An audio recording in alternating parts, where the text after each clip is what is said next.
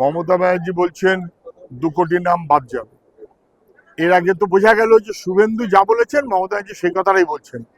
শুভেন্দু তো 2 কোটি নাম বাদ যাবে বলছিলেন, 2 কোটি নাম বাদ যাবে, তারপর তার মধ্যে 1,20,00,000 রোহিঙ্গা থাকবে। আমি জানি না, সব বস্তা পচা কথা।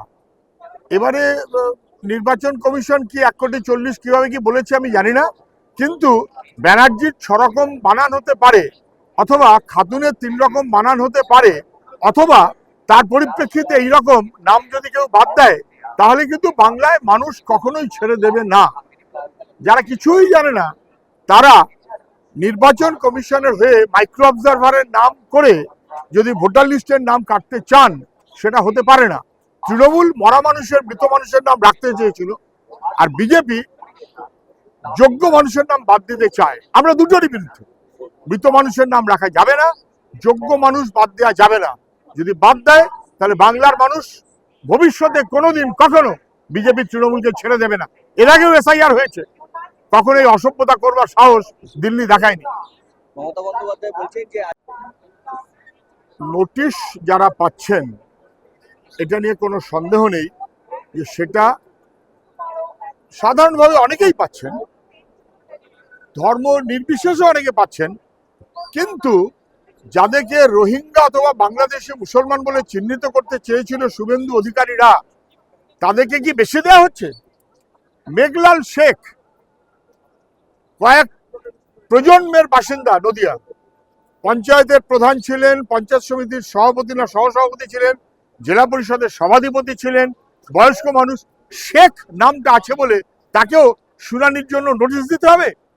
এটা বোঝা যায় না যে জেনে বুঝে সিপিআইএম এর নেতা মেঘলাল শেখ, সবাই চেনেন নদিয়ার, তাকেও নোটিশ দিতে হয়েছে, অমর্ত্য সেনকেও নোটিশ দিতে হয়েছে। আসলে নোটিশ দেওয়ার এই পদ্ধতিটা করা হয়েছে বাংলায় ভোটার তালিকায় ভোটারের নাম কমানোর জন্য, সংখ্যা কমানোর জন্য। বিজেপির একটা খেলা হচ্ছে, যদি বাংলায় অথবা এইরকম সব জায়গায় নাম কমিয়ে দেওয়া যায় তাহলে পার্লামেন্টের সিটের বিন্যাসে বিজেপি বাড়তি সুবিধে পাওয়ার জন্য এসব জায়গায় নাম কমিয়ে দিতে চাইছে, যাতে বাংলার আসন সংখ্যা কম। সুব্রত Z+ সিকিউরিটি দিতে হচ্ছে, পরিস্থিতি কতটা খারাপ হলে এরকম করতে হবে? দেখুন, ইডির কে ডিরেক্টর এবং তিনি কেন এসেছেন আর কি করতে এসেছেন আমি জানি না। ইডির হেফাজতের মধ্যে থাকা অবস্থায় মুখ্যমন্ত্রী ঢুকে গেলেন এবং ফাইল লুট করে নিয়ে চলে গেলেন, তারপরে ইডির সেই অফিসারদেরকে কি ব্যবস্থা নিয়েছেন? ব্যবস্থা নেননি। এখন ইডির কি ডিরেক্টর কি বলবেন, কি মানে আছে? ইডির ডিরেক্টর পারলে বুঝে রাখুন, ইডির সেদিন হেফাজত থেকে যে মমতা ব্যানার্জি ছিনতাই করে নিয়ে চলে গেছে বলে বলছেন, এটা পার্ট অফ দি গেম। তা না হলে দিল্লির সরকার, যার কর্তৃত্বে ইডি চলছে, তারা সবাই চুপ করে থাকলো কেন?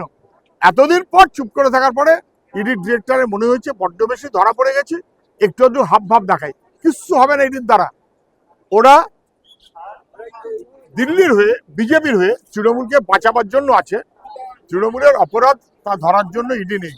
মমতা বন্দ্যোপাধ্যায় বলছেন যে এবার সরি